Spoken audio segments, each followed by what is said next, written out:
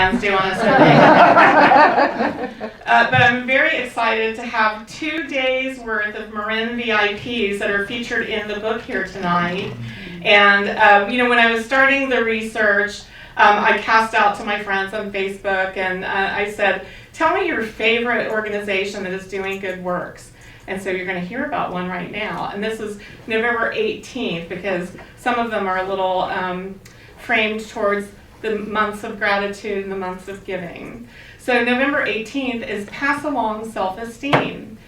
Donate once-in-a-lifetime clothes such as old bridesmaid dresses or even your own wedding dress.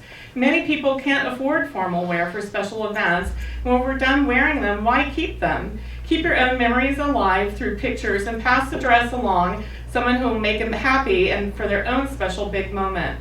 Author and all-around good person, fellow Marinite too, Laura Starr, offered this tip. I'm a huge fan of Image for Success and the work they do in San Rafael, California. Image for Success provides men and women who are transitioning to work with 2 weeks of professional and casual wardrobes so they can embark in their own new lives feeling like $1 million. Clothes and how we present ourselves have a huge impact on our self-esteem. So giving these folks the time, attention, and resources to look and feel their best to present to the world is a wonderful act of kindness. The thrift shop Image for Success runs is one of the favorite places to shop in Marin. The staff and volunteers always make shopping fun, and their tidy shop and well-chosen items are a great place to score designer finds on the cheap. So you can visit the website and the shop Image for Success, and even better yet, here are 3 members of Image for Success to tell you all about what they do up close and personal. So come on up.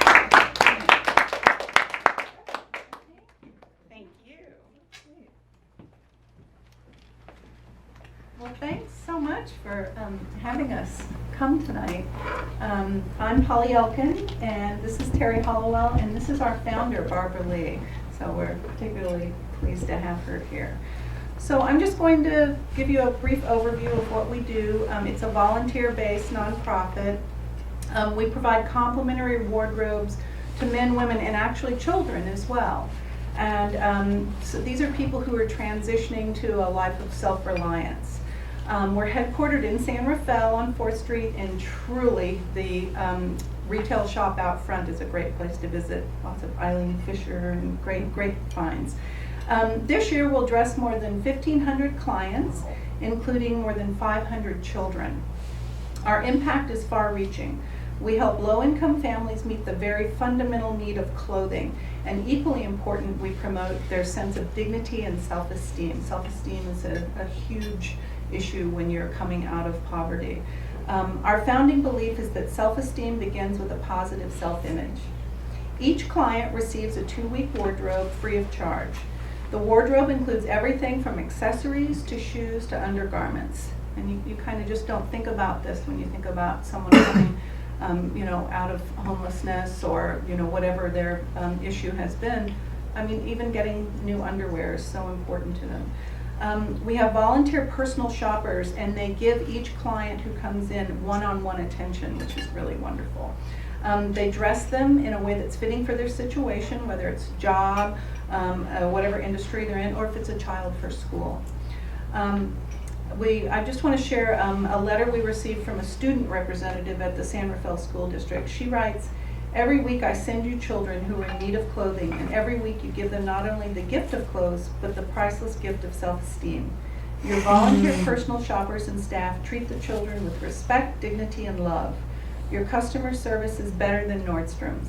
Thank you for your work, your kindness, and your commitment to bettering the lives of children in need." And so now Carrie's going to tell you a little bit more about it. So there are lots of ways that you can help, and I'm going to list 4 of them. If any of you are interested, donate clothing. It's really easy to do. We accept current, slightly used clothing. We really like better clothing because we like to distinguish ourselves a lot from something like Goodwill or Salvation Army. We're really trying to gear towards a higher end for people that are transitioning, and we feel that our clients deserve the very best. So we've got information here about when to donate.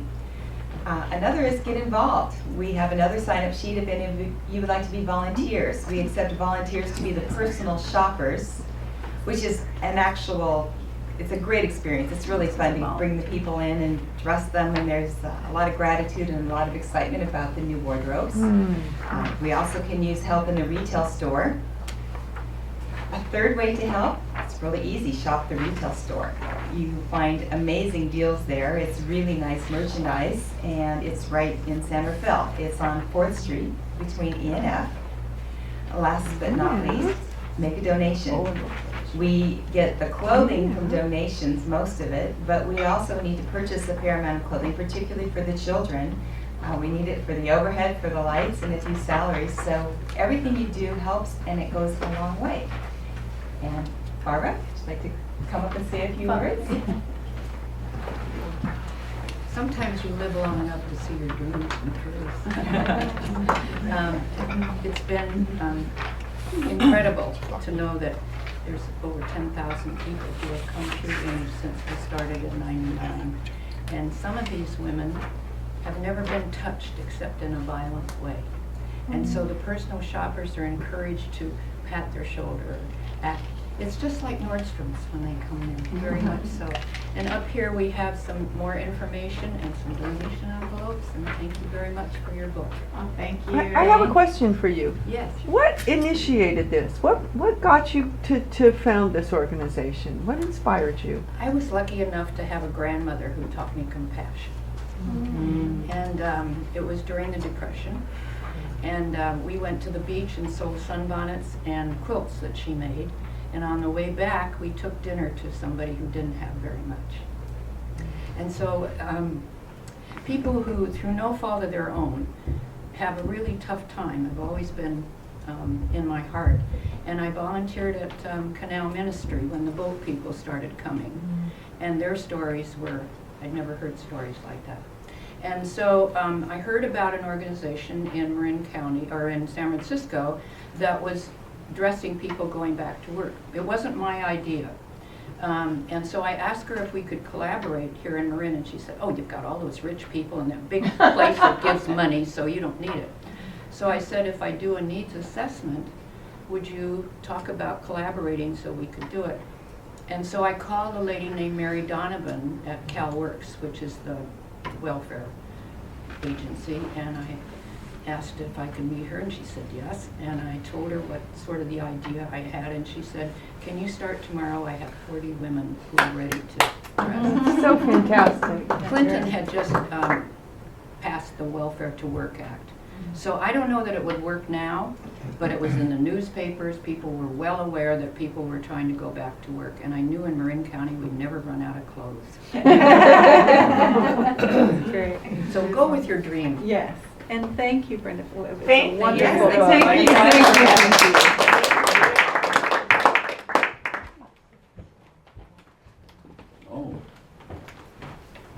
you. Oh, did somebody leave their book? No, or this is the belongs to the store? I think it's the one he read from, yeah. Oh, okay. Yeah, you have. All right. An extra one to buy. Mhm. Well, you know, the whole Random Acts of Kindness started actually a few miles down the road here. How many of you guys know the original story of Random Acts of Kindness? I see one of you do. It was a woman, a very artsy, poetic, brilliant woman named Anne Herbert. And I guess she went to this cafe almost every day in Sausalito that had a nice view. And they had the white paper placemats. And so she was doodling, as artistic people do, and she wrote down, practice random acts of kindness and senseless acts of beauty. And the calligraphy was so beautiful, and there was like stars and rainbows and hearts and a beautiful use of color. And so the wait staff at the cafe loved it so much that they posted it on the wall. They just took that placemat, treated it like a piece of art, because it was, and posted it on the wall. And it went viral. And this was in the early 90s, before Facebook and before smartphones. And so that's the real meaning of positive viral. And so I had the pleasure of working on the Random Acts of Kindness campaign in the mid-90s with a little press called Canary. And we just thought, this is so cool. Like, let's see if maybe there's a book in this. So we started with a very tiny print run of 3,000 copies, some free bumper stickers, and a big idea. and got it out to the Barnes and Noble. At that time, there were even border stores, if you can imagine, and very important stores like the Book Passage and gift stores. And we sort of had moderate expectations. If we sold the 3,000 copies, we were going to be happy. That's a beautiful thing, right? And and we realized pretty early on, hey, we might have to reprint this thing, but let's wait and see if they all get returned from Barnes & Noble and Borders. So again, we kept our expectations in check. And so the day we really knew we had a tiger by the tail, I guess, was when we got a knock on the door, and it was the mailman. And the mailman usually came with like a few bills, printer bills, a couple of orders, maybe a request for free books from prison. Those came every day. And so this time there was like the knock was more sort of earnest and urgent. It was like, and so the postman said, "I need help." And so we flung open the door, and instead of the usual little handful of bills, he had bags and bags of letters, and it was about people's random acts of kindness. Because in the back of the book, we said, if you have ideas for random acts of kindness, please tell us. And boy, did they respond. And so we were overwhelmed. I mean, we still, I think we're suspicious that maybe there was one whole bag had nothing but prison requests or something in it. So we sat down on the floor and just started tearing them open. I remember we were laughing and crying. And I definitely remember that the very best ideas were from kids. We got letters from kids that were in their little blocky scrawl, I gave a man that was living on the street my cookie. Well, that's a pretty great act of kindness. And there were a lot from elders and their beautiful, careful script that nobody's even taught how to do anymore. And so we thought, oh my goodness, what is going on here? Something is truly gone viral.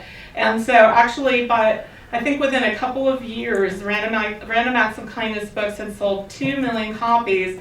And even better than that, it started a global movement that went around the world. It was extremely popular in Asia, I remember. But that was just the best experience, perhaps, of my publishing career, to realize that kindness is so meaningful. And it is more meaningful than ever, if you ask me, and I'm sure you all think the same. Otherwise, you wouldn't be here talking about acts of kindness when LeBron James and Steph Curry are battling it out. But I was in San Francisco 4 days last week, and I saw something that made me think that that we need another kindness revolution. So, San Francisco now is the tech center, even more so, I guess, than Silicon Valley. Don't take that personal, Mr. Chin. And so what I saw were every single person, young, old, whatever age, were zombieing down the streets of San Francisco looking at their smartphone, not looking at each other, not talking to each other, just walking in front of traffic. And I thought, what is going on here? It's hard to remember to be kind when you're not even have any awareness of the people around you. So I'm hoping that Be a Good in the World, which has plenty of reminders to unplug, can be sort of a call to action to remember our very humanness, because I think that's what's at stake, our humanness. The more wired, the more connected, the more disconnected we are from others and from ourselves. And I take that pretty seriously. So, I also wanted to tell you my inspiration for the book, which actually wasn't so much the Random Acts of Kindness experience that I had, which was so wonderful. What happened was I got old. And this happens to most of us, actually. I think when you hit the 40s, it's a part of the psychological maturation of us humans, or at least it was before cell phones took over our brains. But you start thinking about, what does my life mean? What am I here for? Why am I here on this planet? Well, it's not to have a lot of money. It's not to have a lot of cars. It's not to have a lot of houses. At the end of your life, what really matters is, what did I give? So I'd love to hear your ideas of kindness after that. I'm sorry, I'm getting a little choked up, but why not? Yeah. as I had mentioned, there's some VIPs from the book here. And in addition to our artist friend Claire Cooley, who's going to have her contribution, or rather the contribution I wrote about her amazingness, read by her son, is a story that I wrote because I was inspired by Rich Chin's stories of his grandmother. So that's on April 20th, and we always laugh that it's 420. There's no meaning in that, but it makes it easy to remember that Mr. Chin's grandmother's story is on April 20th. Pass on the wisdom of grandmothers to children today.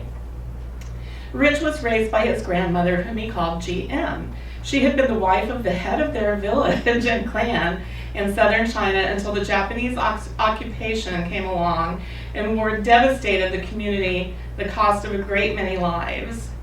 His grandmother felt very lucky to have made it to America with their only son, and they rebuilt their lives from scratch.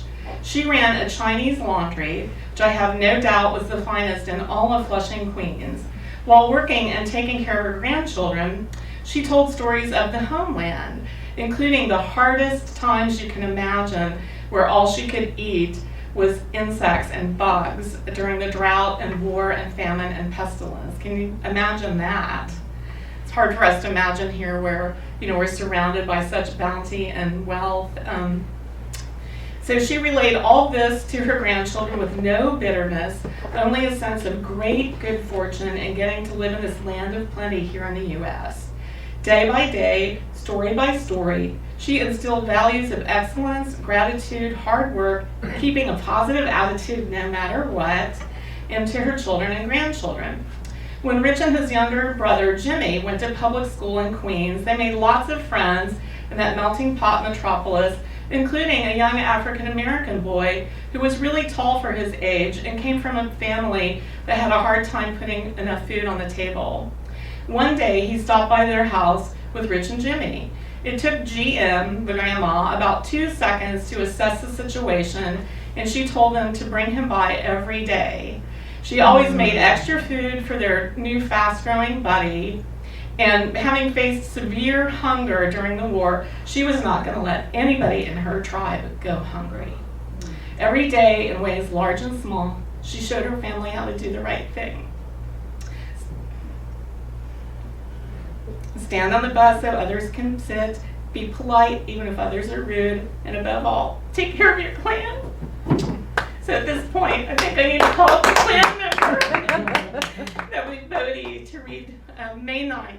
Sure. Which is a story about a Marin artist. Yes. I need some water too. Wow. Well, thank you for including us. Mm-hmm. And isn't that special? It's very touching. So you might have to show me where it is. May 9th. At some point, I'm going to have everything memorized. May 9th. That was something, wasn't it? Yeah. Do the thing you cannot do. All right. Well, first off, just because I'm speaking about my mother, what do I think about my mother? And who is she? I'm probably the best person to ask. So I'll let you know, just so you know who you're going to hear about. I think my mother, in the simplest way of putting it, is an amazing, creative person, a free spirit, artist, and I'm very proud of her. So May 9th, do the thing you think you cannot do. My friend Claire Cooley practices this courageous philosophy and now teaches others how to imagine a day. Claire is probably the ultimate autodidact. She had to drop out of school pretty early to take care of family members. This has not stopped her from learning and doing all things she sets her mind to, from design, filmmaking, and painting to crafting, writing, and music. One of Claire's most spectacular gifts is her show-stopping skate dancing, and there are many YouTube videos that strangers have taped and uploaded of her whirling and twirling. It's true. We just came from Golden Gate Park. She was skate dancing with her tribe of skaters that she helped bring into creation by just being a free spirit, finding a place to go skate to her own music, as she always says. She brought her boombox on a little dolly with a motorcycle battery so she could bring it wherever she wanted to skate, and she found her own place and created this beautiful community. So you should check it out on YouTube. Claire, who chose to not allow economic difficulties and a lack of formal education prevent her from succeeding in life, has gone on to show her ceramics and naturalist paintings in museums and galleries around the country. She says lack of imagination is the only limitation and fear.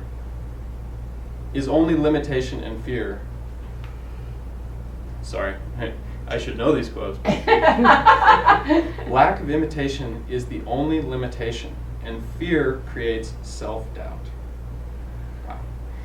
In her teaching, she It's a helps. bumper sticker right there. Yeah, that was succinct. That was a really good one. Good catch, Brenda. Yeah. I was listening, even though it seemed like I wasn't all those years. Well, that's why you're you. In her teachings, she helps people get out of fear mode and unlock the power of imagination. You can see her beautiful artwork at clairecooley.com. I urge you to imagine a day. Pick something you always wanted to do, but were afraid to try. Painting, French cookery, playing piano, singing, learning a foreign language, yoga, rock climbing, ballroom dancing, pottery, snorkeling, something that speaks to you on a profound level but scares you just a little bit, like speaking in front of the room. Find a class or barter with someone who is an expert to whom you can teach something and dive right in. There you go. All right, that was beautiful. Thank you. Yeah, Claire has inspired me and in so many ways, and I feel so lucky to have both Claire and Bodhi. And I'm also excited to see what I think technically you're both free spirits now, especially the fact that you're going around America and making movies. What is it? It's like what is the name of your movie company? Moving Movie Makers. Moving Movie Makers, yeah. So I think there's definitely going to be something else to watch on YouTube and other screens. So thank you for being in my life and for inspiring me and others to break past the fear and be kind. Claire probably has her own book, Kick-Ass Kindness, because she says kindness isn't always warm and fuzzy. Sometimes kindness is like up in your grill, like truth telling, right? Yes. So when we have the Q&A, maybe we can talk a little bit about kick-ass kindness. So I wanted to read a little story too about, I think we have time for probably at least one more story, which sort of also wraps up like a lot of my thinking about why it's so important to be a good person in this tough old world, and sometimes when you have to make hard choices. So this is the essay at the very end of the book called "What Does a Kinder World Look Like to You?" In the hurly-burly of this busy world, simple kindness and goodness can get left behind in the rush to be first in line, reach the top of the corporate ladder, or to have the most likes. But what does it all mean at the end of the day? Isn't being a good person and making real contributions to the world more important than anything else? In recent years, I've reflected upon my childhood in the Sylvan Hills of West Virginia, where I was raised on a farm in accordance with the Golden Rule. When I first arrived in San Francisco, literally wearing a blue gingham dress, I could not get over the sophistication and urbanity of Northern California. I loved it, but I was very intimidated by the houses without front yards, the hair, the far-out fashions, very manneredness of it all. I arrived with $500 in my pocket, thinking I could live on that for a few months in San Francisco. You can start laughing now. Once reality set in, I quickly realized I need to make money just to keep a roof over my head from 1 month to the next. This set me on a path of worrying about the bottom line as I worked 2 jobs and did my best to keep the coffers somewhat filled. I did notice, though, that I wasn't the same happy-go-lucky gingham gal that had rolled in from the sticks in the mid-'80s. After working for multinational corporations, I had become a workaholic and a worrywart. I had seized upon the goal to go global in my work. So after much jockeying, many long hours, and doing whatever it took, I finally landed a job as a buyer for one of the world's largest import-export corporations. My duties were going to entail traveling the world and shopping on somebody else's dime. And I couldn't hardly believe my good luck, and I couldn't stop talking about it to anyone that would listen about my new gig. You know, I was going to brag like, I'm going to go to Hong Kong, and then I'm going to go to Rio, and blah, blah, blah. I'm sure I was fairly insufferable. The big day arrived, and I was ushered into the office of the top boss to go over our itinerary, which included stops in India, mainland China, Taiwan, Hong Kong, Portugal, and Italy. When I was shown photos of the factories in China and India, I nearly fainted, but not for the reason you might think. I blurted out, "These are children. Our products are being made by children? How can this be?" I distinctly remember having an out-of-body experience. I remember like sort of looking down on myself as I kept talking and talking. I was horrified to hear myself shrilling on, "All the products in India have to be spray lacquered. Where are the fans and the vents and the masks?" Suddenly I realized that my dream job was in fact a nightmare. And the reason I knew about the lacquer was because my part-time job, or my summer jobs in high school, was working at a car dealership body shop. And so there was one macho car painter who refused to wear the masks and do the ventilation. And I would catch him like hiding that he was coughing up blood. And so I knew from personal experience that the kids would be coughing up their lungs before they were 10. My boss, a former merchant marine who was tougher than any nail, responded coolly, "They feel they're lucky to have a job, and so should you."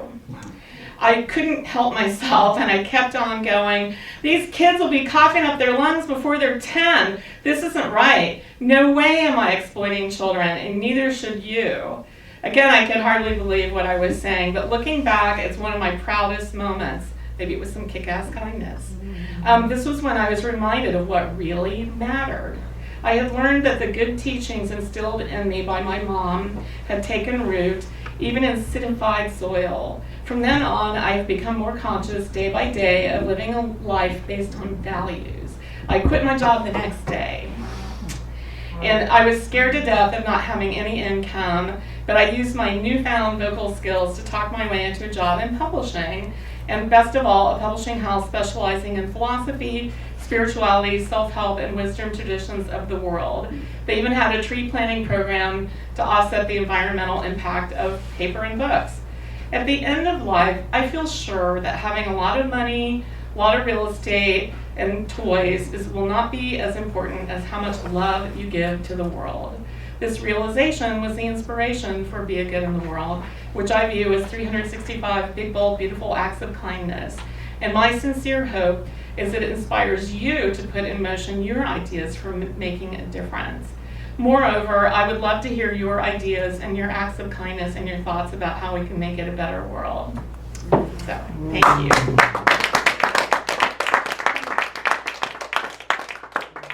Instead of a Q&A, although I'll answer any questions you might have, I would love to hear from all of you what you think we need to do in this overly tech, overly connected, but really disconnected world we're living in. I think we're sort of heading, I like to come up with all kinds of crazy theories, but I honestly think that we're heading for sort of a spiritual crisis in our society because of it. I think that we're losing a bit of our humanness. I guess I shouldn't have watched that Matrix rerun the other night. But I think there's some truth to that. I think we're in our search to be more connected every minute, we're losing something ourselves. Yes. Well, I would say the book What It Takes, back in 1993 by Richard Van Kramer, spelled with a C. And it's basically based on Joe Biden, who I met 3 years ago in San Francisco. The guy is full of love. And to know what he's been through all his life is just incredible. What is the book again? The title? What it takes. What It Takes, by a Kramer whose last name starts with a C. Correct. C. Okay. And it's about, and you were summing it I up. was linking it to the White House, but you know, like, Mhm. not all politicians are crooks. Okay. Hard to believe, but it's true. So it's about being full of love and still purposeful. Yeah. Cool. Thank you for the recommendation. Yes. Two comments. One is John Gardner, who started Common Cause, was secretary of HEW and a wonderful thinker and leader for the 20th century in a way. One of the things that he said, you know, so many people get awards and so many people get recognition and so forth.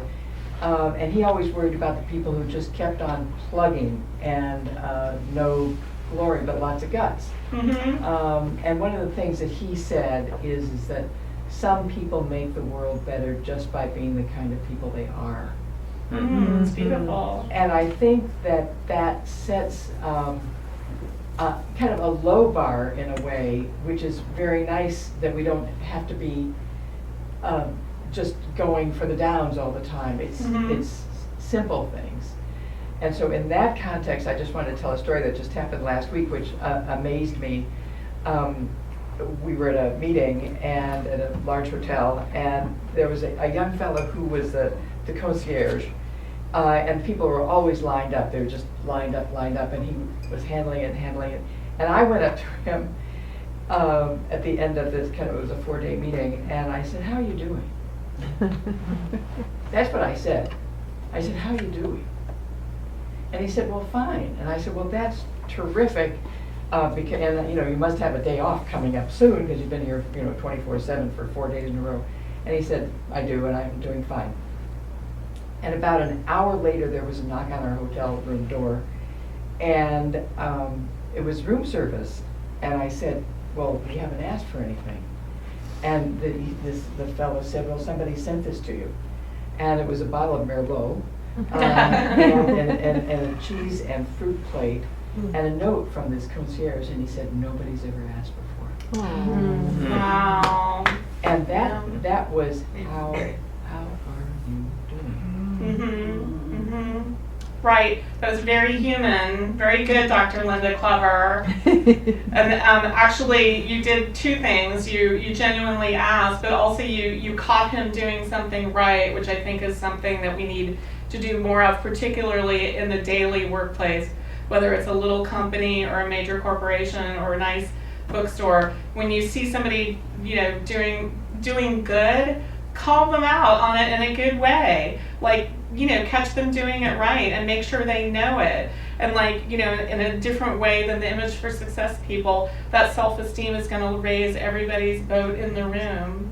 That's a beautiful thing. Yes? Well, Brenda, I think you're modeling it right here and right now. Aww. Because by your writing this book and putting it out in the world, but you've written it with such compassion and also humor. And when you speak to us tonight, you show your real human emotions.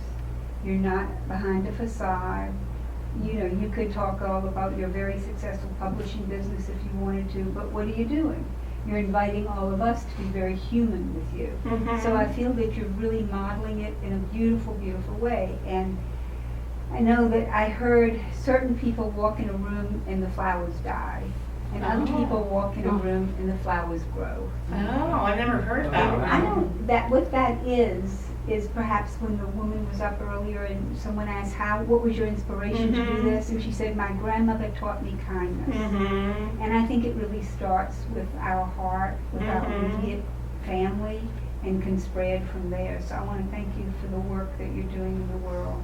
Well, thank you. I've had a lot of good teachers. I mean, especially, not just on the farm, though there were a lot of relatives that had gone through the Depression.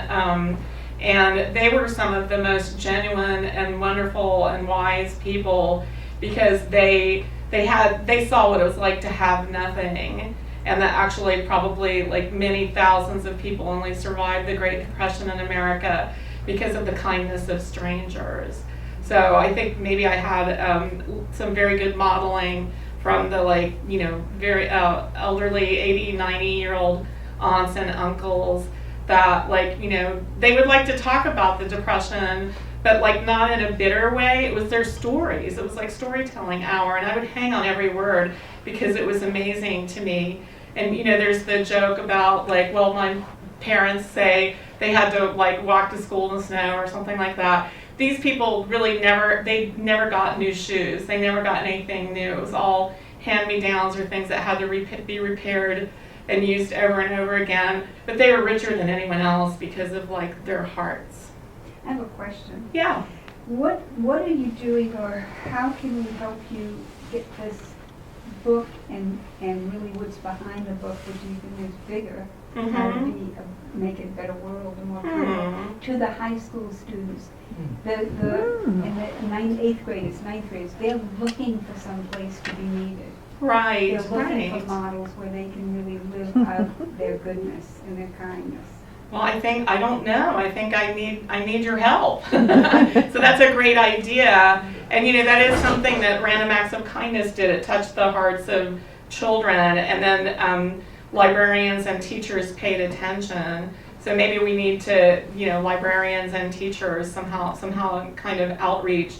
And in the very back of the book, I do tell you all about the social media outreach. Of course, there's a Be a Good in the World Facebook and Twitter and Tumblr and every kind of thing you can have. But one of the things that I wasn't able to do yet, and maybe movie makers can help, is to like go out on the streets and ask people about acts of kindness and goodness and what it takes to make it a better world. So that is the one piece that I really think, like the going out and like asking, and you know, because lots of people have amazing ideas.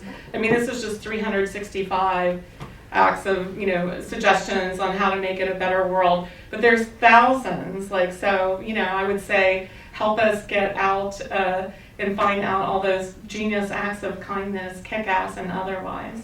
Thank you for that question. In the very back. Hi. To take off on what you had said, I think it's really, really easy every day to, what I found anyway, is a lot of times when I walk through the world, I'm not really paying attention. I'm not looking at my cell phone. I don't do that. But I'm not connecting. And I realized the other day, I was in, you know, where you go in and you try clothes on, you get numbers, and the lady hands you the thing. And I remember how much I'm annoyed. It's just, well, give me the number, I'll get any of that. And I just realized what an awful job that must be. I mean, I was just watching people, you know, standing there and just noticing that nobody was relating to her as if she were really a special human being, standing there doing this job that's not very interesting, I don't think. And so I just stopped and I just asked her, I said, oh, you know, how are you doing? You know, how is it going for you today? You know, and I looked at her when I asked her. Eye contact. Yes. That's ever more rare and important in this cell phone tethered world. Yes, yeah, and she teared up a little bit almost, and she said, nobody ever asked me that. You know, and then I was just noticing the people, like being out at a restaurant yesterday, and just noticing the people that come and deliver the water, or you know, they wait on you, but you continue the conversation and just, you know, you don't acknowledge that they're really doing something to try to make your meal better. Right. I think, I mean, I don't even think I talk about this in the book, but I believe it. I think all humans, like, we're so yearning to be affirmed. Tell me about it. Yeah, to be affirmed, you know, and again, it's more rare. And you know, like, I'm sorry, but like liking me or liking a comment on Facebook isn't the same, and it never will be. Like 1,000 likes can't, you know, compare to like a genuine human-to-human contact outreaching. So keep it up. So it sounds like you had sort of a moment of awareness. It just occurred to you. You had a moment of inspiration and awareness, and now you're really noticing everywhere you go. And so hopefully that too can go viral. And it's really fun, actually. Like even when you're walking, like I notice, you know, instead of just rushing by somebody, you know, sometimes, you know, I don't know, if I just stop and pet their dog or Mhm. say a few words or something, there's like a connect, I feel better. You know, Mhm. it's like the dog wags its tail, the person tells me, or, Mhm. you know, the name of the dog, I mean, it's. Where you're literally producing oxytocin. Oh. Yeah. Endorphins, for sure. Endorphins, yeah, the positive, like, tend and protect and nurture hormone. So, like, I know you didn't do that on purpose, but you were pumping that But it out. was, no, but the key I see is when I'm in a rush. It's Mm. hard. It's really hard. It's really challenging when there's a whole lot of agenda Right. in my mind, and you know, then I don't want to be disturbed or distracted by Mhm. anyone that needs my help, and I notice that's. You know, as I slow down, the good thing about getting older, I guess, you know, is like slowing down and, Mhm. you know, just, you know, trying to de-stress, and so Mhm. just that makes me more aware. Mhm. Beautiful. And then the blue, yes, Lady in Blue. Lady in Blue. A while back, I was wondering what I could do to help the world, what would have more meaning for me than what I'm already doing. And I heard somebody say that whatever breaks your heart the most is where your service lies. Mm. And for me, that is women and girls. Mhm. And so I started a whole thing that's called womenrockproject.com. It's an online video library of women's wisdom. And it's a kind of what you're saying, that you need, it's good to go out and get, it would be good to go out and get videos of people. Right. Well, that's what this whole site is. Oh, And, yes, okay. Women Rock. Womenrockproject.com. Womenrockproject.com. Right, and I have, you know, it's on its way, and now it's ready to launch, and I see I've gotten in way over my head, I think, about the same thing. How You're to still get- smiling. Yeah, how to get it out there, you know, and Mhm. have people come and upload. It's like a YouTube for women to come and Mhm. upload, and it's all about women talking about what inspires them and why they rock, Mhm. affirming their own lives and all. Mhm. Mhm. And so it's, you know, I would love it if you would come, go on the site and Okay. make a video, and anybody else would go on the site, and you can pick any category. I rock because I'm passionate about, with a little help from my friends, and so I'm just starting now to try and figure out. I just started posting on Facebook and all. So anybody who wants to, you know, who's looking for something to do that has meaning, Can maybe sons go on and post about how their mom rocks? Yeah, absolutely. I can imagine a candidate for that. Yeah. That sounds really great. Yeah. That sounds like it rocks. It rocks. It rocks. Yes. A couple of things. Make thank you your mantra. Thank you. Okay. mantra. Thank people. You're a Safeway, the bagger. Thanks a lot, man. And then I've said to them, how many people say thank you? And they say 1 out of 100. So it's like, it's just unbelievable. So make thank you your mantra.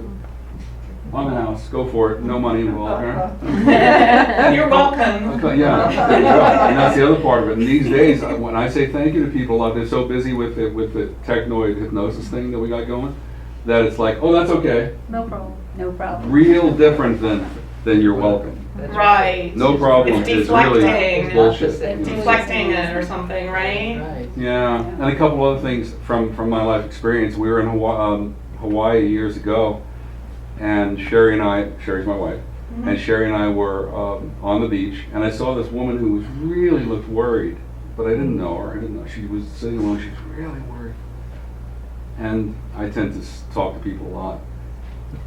And I let it go for half an hour, let it go for an hour, and then I walked over and I said, hey. She said, yes, and I said, it's all going to work out. And she said, thank you so much. I had no idea what she was worried about. I just said, it's all going to work out. She loved it. So It was affirming. and as he said before, we want to be appreciated. All we have is now, forever. Right. Yes. This is our moment, and we just kill it by being distracted. You know. And last thing, and it could be a lot more with me, but last thing, is I met a female Zen priest who gave a talk. My mother-in-law is at the Redwoods in Mill Valley. She's a great lady.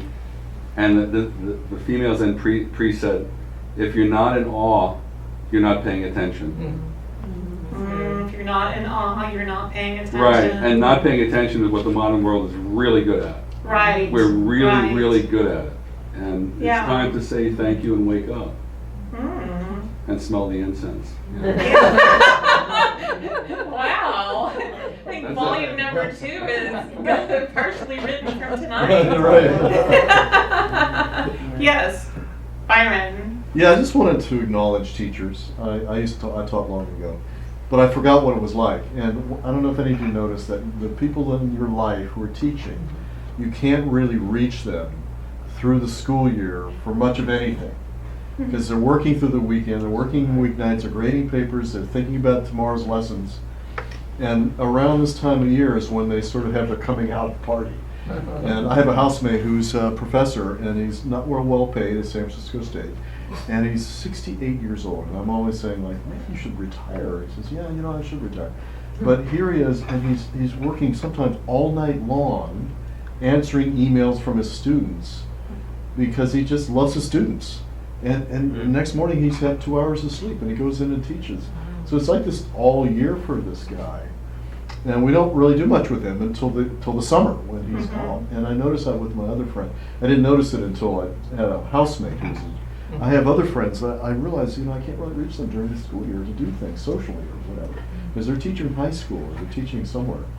And that is their life. And I think they need much more acknowledgement than they get. So I don't have to agree. story Yeah. that. It's one of the most service saturated groups in the world. And it sounds like your friend is working hard to be a mentor. You know, not just keeping it during like the hours. Oh yeah, it's way beyond that. And most of them Right. are. Yeah. Because he loves it. Yeah, they love it, Wonderful. and, you know, and they just give, and they don't get paid. They get paid in the end, like, you know, $5 an hour for what Right. they're doing. Right. So I just want to Yeah. acknowledge teachers. It's a good one. Anyone else with acts of kindness ideas? Yes. Well, I add thank you by saying thank you, have a nice rest of the day, and that actually has helped also. I only recently started doing that, Mm-hmm. and I noticed it perks up the bagger, it perks up the cashier. Mhm. Yeah, and then to teaching, you know, I teach now. I used to be a techie, retired techie, and now I'm trying to give back to kids. And my reward is these. She said these little kids come hog me at my knee. Yeah. They go, oh, thank you, Mr. Rich. You know, they come grumbling in, but then when they see they can really do it, that's the big plus. Mhm. That's the reward. That's the Mhm. Yes. I have a one more act of kindness. I'm watching this precious little four-legged creature here. And, I was talking with a woman the other day about grief, and she said her four-legged precious little one had died, and she said, I taught him to sit, but he taught me to sit. And she said, when he got older, I had to walk slowly with him, and I didn't want him to feel bad, so I started looking at things differently. And so he really was my teacher. And I'm thinking teachers come in all shapes and forms. And we have one right here who's just being. Right. That's beautiful. Well, if nobody has anything else, I wanted to add something that, you know, with each passing week, like one of the ideas in here, because there's many other ideas, most of them are not mine, but one of them is if you find a problem or there's something wrong, instead of complaining, do something about it. And as you've heard me express sort of my concern about the young people of today, that they're too tethered, they're experiencing tetheredness, not togetherness. And so I do have that worry, but I also have a lot of hope for young people. And perhaps my favorite of all of the ideas of how to be a good in the world is a Scandinavian teen who a couple of years ago, he went diving in the Aegean Ocean for his summer vacation with his family. And he kept seeing all this plastic and garbage in the ocean. And instead of, you know, being just saying, geez, I don't want to do this anymore because there's too much trash in the sea, he took a very thoughtful approach and said, what could I do about it? And so he was 14 at the time, and he worked on this project and puzzle for 2 years, and he came up with the answer, actually, to fixing the Great Pacific Garbage Patch. And it's sort of like, you know, those robot vacuums? It's sort of like a robot vacuum for the surface of the ocean that uses the waves and the current to power it. And it would take it 5 years, but in 5 years' time, this could fix that Pacific garbage patch in the ocean and other garbage in the ocean as well. And also, of course, he was going to make sure it all gets recycled. So, you know, I just thought that was an incredible example and reminder to me, because, like, even though, you know, I wrote, be a good in the world, I'll find myself grumbling and complaining. And so I hold him as my example. Instead of being aggravated and complaining, what could I do about it? How can I fix it? Is there some way I can do something? And so, you know, I just, if you don't read any other story, make sure you read the story about that teenager who can fix all the garbage in the ocean, because he inspires me, and what a way to be a good in the world. Thank you guys for coming.